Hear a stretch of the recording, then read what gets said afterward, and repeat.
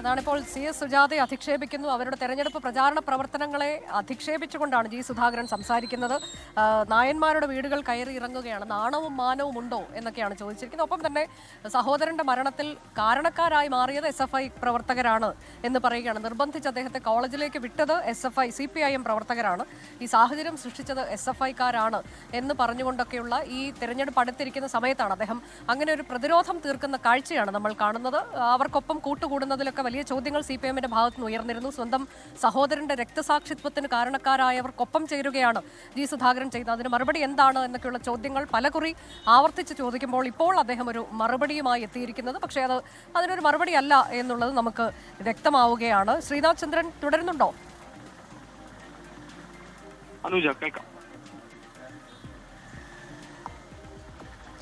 അതായത് ഇപ്പോ ഇതിലൊക്കെ മറുപടി നമ്മൾ ഇനി പ്രതീക്ഷിക്കേണ്ടതുണ്ടോ ശ്രീനാഥ്? കാരണം ഇപ്പൊ തെരഞ്ഞെടുപ്പ് അടുത്തിരിക്കുകയാണ്.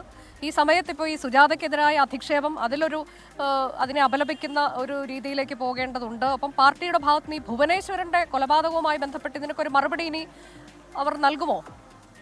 കനൂജ, ഉടനെ തന്നെ അതിലൊരു മറുപടി കൂടി നമ്മൾ പ്രതീക്ഷിക്കുന്നു. ഇപ്പോൾ ആലപ്പുഴ ജില്ലാ സെക്രട്ടറിയുടെ വാർത്താ സമ്മേളനം ഇപ്പോൾ തുടങ്ങിയിട്ടുണ്ട്. ഒപ്പം CS സുജാതയുമായി അല്പസമയം മുമ്പ് നമ്മൾ സംസാരിച്ചതാണ്.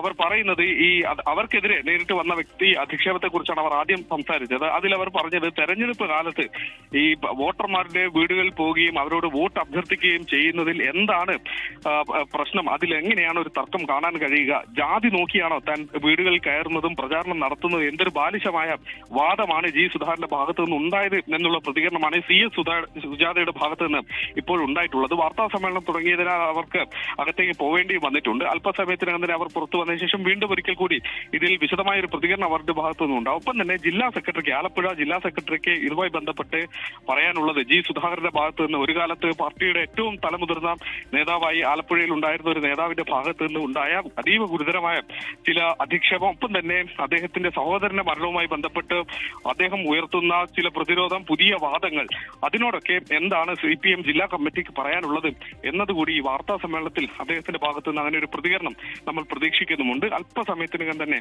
ആ വാദങ്ങളിൽ, ആ പ്രതികരണങ്ങളിൽ നമുക്ക് പാർട്ടിയുടെ വിശദീകരണം കേൾക്കാം.